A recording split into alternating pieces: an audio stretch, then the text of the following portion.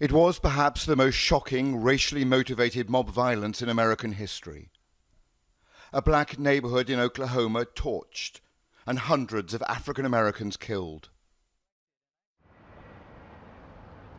100 years on, they have come to remember that day and to demand, so belatedly, justice.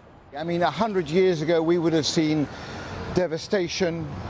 Local activists like Christy Williams say at the core of healing must be reparations for descendants of the massacre and for the community left behind.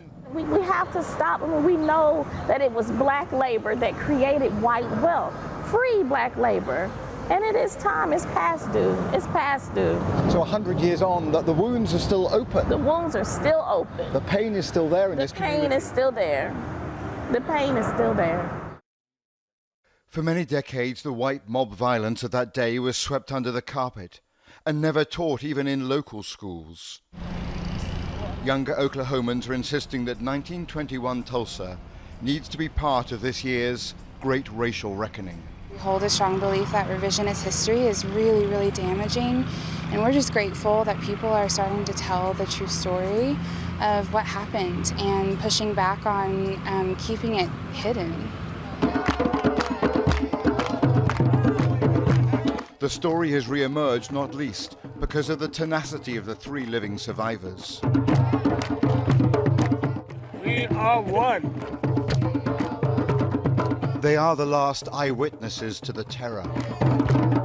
And 2 weeks ago, 107-year-old VIOLA FLETCHER gave this vivid testimony to Congress. I will never forget the violence of the white mob when we left our home. I still see black men being shot, black bodies lying in the street. I still smell smoke and see fire. The president came here today to promise that the horror of Tulsa would now be part of America's painful national story. But on the question of reparations, he was silent. All my peoples, put your fist in the air. But for more militant voices, white guilt 100 years on is wholly inadequate. America is a wicked nation.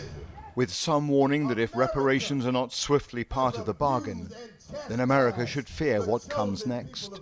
If you don't give black people reparations, you won't just see a couple hundred men with guns.